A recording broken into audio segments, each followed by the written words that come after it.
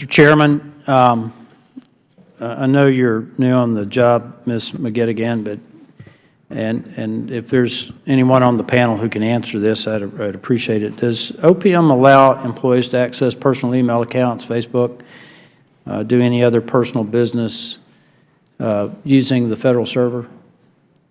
Employees are allowed to do limited access for personal business, access their bank accounts, what have you. So there's limited access for personal business, limited use. Are you aware that it was reported that the Immigration Customs Enforcement Agency just a couple of years ago, I think it preceded maybe by a year or so, the breach of the data systems at OPM, they had numerous cases where the breaches were coming, or the attacks were coming through the use of personal email utilizing the federal server. Are you aware of that? No, sir, I was not. Well, it's an area that concerns me where, and employees, and not only employees, but high-ranking officials, and I don't know that you could answer this, if there are any OPM directors or other high-ranking officials using personal email accounts or accessing personal accounts using the federal server or using personal accounts to do business. We know that's been a problem in other agencies, most notably the State Department.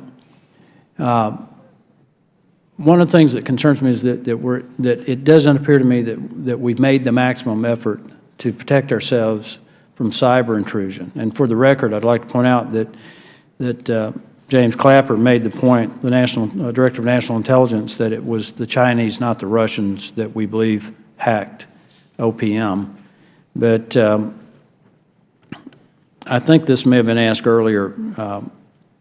OPM is still not fully compliant with the requirements for the use of personally identifiable verification cards, the PIV cards. Where are we on that? Sir, I'll take that. So we are 100% compliant for the PIV cards for the users to access the network. So everyone, is it a chip-based card? Yes, sir, it is. And multi-factor verification? Multi-factor verification. So we've got that across the board? It needs the card, and then you need the personal identification that you put your PIN in for. Correct, sir. Well, let me ask you this. In regard to hiring people who handle your data systems, and particularly to protect you against cyber attacks, how long does it take to process an applicant? For instance, there's a gentleman at the University of Alabama, Birmingham, one of the top people in the country on this, Gary Warner. And he's turning out some of the top, best experts in cybersecurity. And the day they graduate, it's almost the day they graduate, they can get a job with Visa, MasterCard, but it seems to take months to even get in the system for the federal government. Is that an issue at OPM? Well, yes, sir, it is an issue in terms of the background investigations. We are very much backlogged. We are committed to reducing that backlog, and we have, to that end, we have just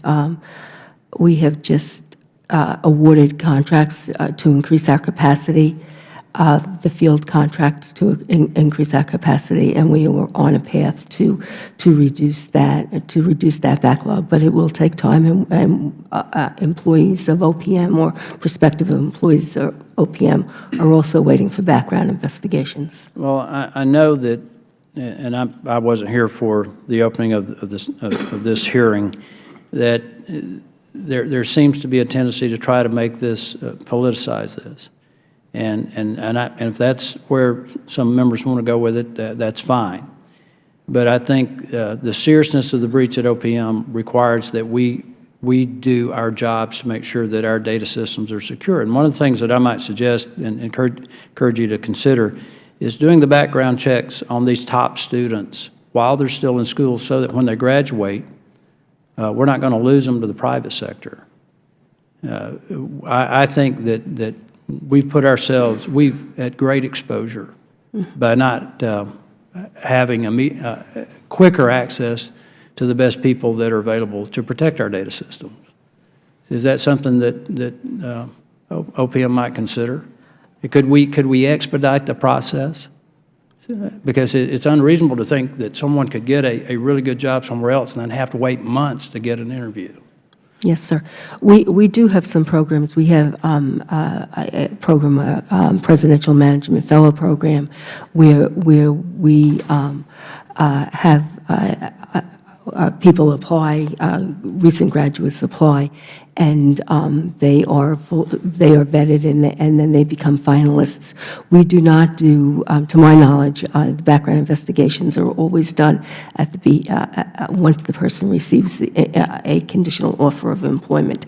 So it is the offer of employment that triggers the background investigation. Well, I thank you for coming today, and I just want to make this last point, Mr. Chairman, that I think the point that needs to be made is that the purpose of this hearing is to make sure that our data systems are secure, and I think this committee will do whatever we need to do to make that possible. I yield back.